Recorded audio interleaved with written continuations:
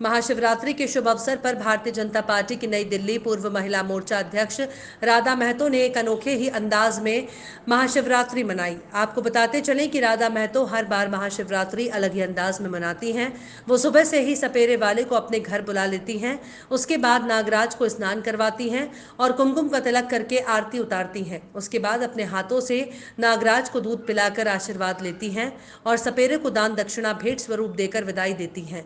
जब राधा महतो से हमारे संवाददाता ने बात की तो उन्होंने बताया कि मैं भोलेनाथ की बहुत बड़ी भक्त हूं और हर साल भोलेनाथ के श्रृंगार स्वरूप नागराज को अपने घर बुलाकर उनकी पूजा करके बहुत खुशी महसूस होती है।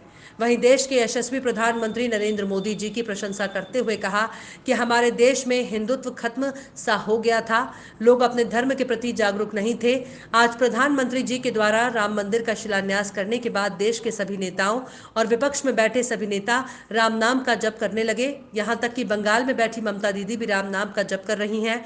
दिल्ली के मुख्यमंत्री केजरीवाल के बोल बदल गए। वो कहते थे मैं हनुमान भक्त हूं, आज विधानसभा में स्पीकर महोदय के सामने वो भी राम नाम का जप करने लगे। देश में फिर से राष्ट्रवाद और राम भक्ति दिखने लगी है।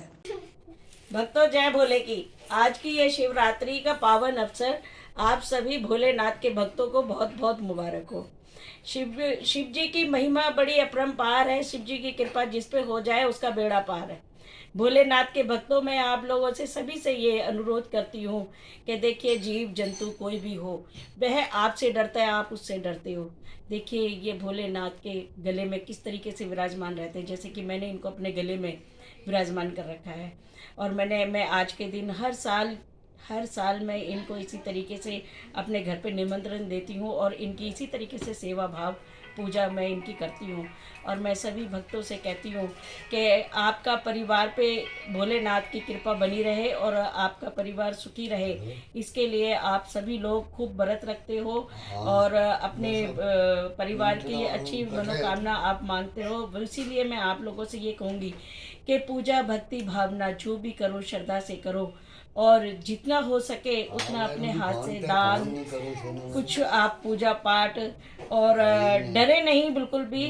आप निडर होकर के और सेवा भाव से इनको आप सेवा करो तो आपको फल जो आप चाहोगे वो जरूर मिलेगा। आज नहीं तो कल मिलेगा।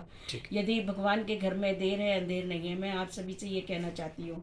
और हमारे जो आए दिन वक्त पे हमारे इस देश के ऊपर विपदा आती रहती है। कभी चाइना से आती है, कभी पाकिस्तान से आती है और कभी कभी तो स्वयं अपने ही देश से अपने देशवासी कुछ ऐसा ऑपोजिट पार्टियां इस तरीके से एक दूसरे को नीचे गिराने के लिए कुछ ऐसे घिनौने काम करते रहते हैं जो कि उनको नहीं करना चाहिए।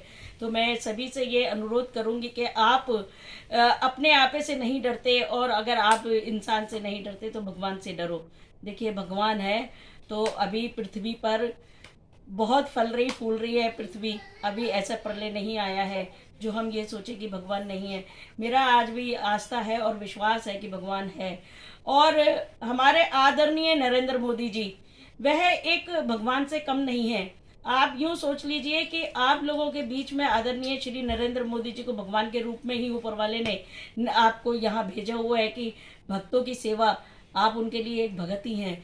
और उनकी नरेंद्र मोदी जी कितनी सेवा कर रहे हैं।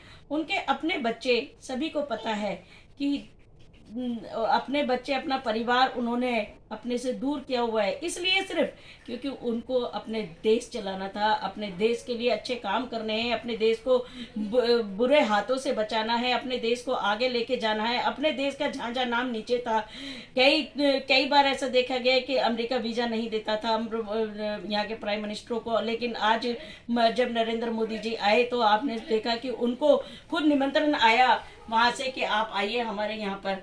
तो मैं आप लोगों से यही कहना चाहती हूँ कि देखिए आप अपने देश की ओर भी ध्यान दीजिए और देश भक्ति भी कीजिए और भगवान भक्ति भी कीजिए।